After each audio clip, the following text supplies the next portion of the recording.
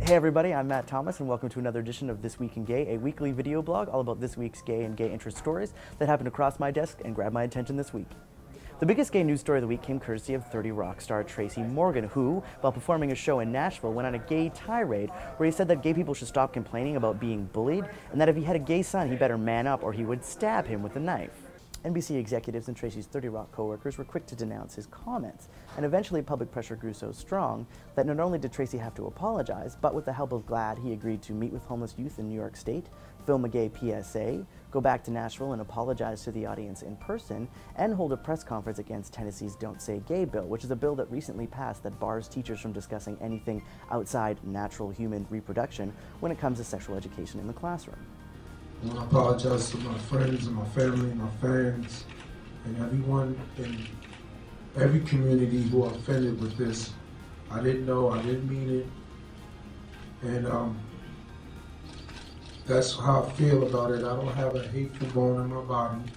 I don't believe that anyone should be bullied or just made to feel bad about who they are. I totally feel that in my heart. While some were happy to see Tracey apologize so quickly, others were critical of GLAAD for holding his hand and walking him through his PR nightmare. Either way, I think Dan Savage said it best recently at the Webby Awards, where his It Gets Better campaign won, and winners were required to have an acceptance speech that was only 5 words. Tracy Morgan can suck my... XMen First Class continues to be one of the summer's biggest blockbusters, but it's also apparently one of the gayest as well. Now, gay fans have long since thought that X-Men comic books and movies had a serious queer subtext to their superhero storylines, and now X-Men First Class screenwriter Zach Stentz has confirmed it. Responding to a post on Facebook, Stentz wrote, "I helped write the movie, and I can tell you that the gay rights, post-Holocaust, Jewish identity, civil rights allegory stuff was all put in there on purpose.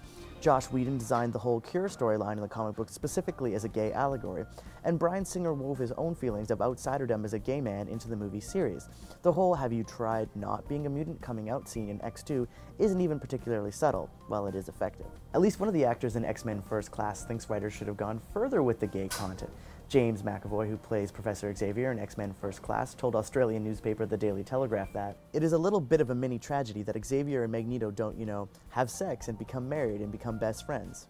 That's truly a tragedy, and it's also a movie I would have paid to see more than once, especially if it was in 3D. The UN won major brownie points with gays all over the world this week when it passed a resolution supporting equal rights for all, regardless of sexual orientation. The resolution, introduced by South Africa, is the first ever UN resolution on the human rights of LGBTQ people, and it only passed with 23 votes in favor, 19 opposed, and 3 abstentions. The resolution will also commission the first ever UN report on the challenges facing LGBTQ people around the globe. My thoughts on this are it's better late than never, and hopefully this will be seen as a historic first step in achieving basic human rights for gay people around the world. This week, Republican New York State Senator Roy MacDonald became one of the few Republicans to publicly admit that they'll vote in support of gay marriage in New York State. Responding to pressure from his own party, anti-gay marriage groups, and religious groups, MacDonald released this awesome statement to the press this week.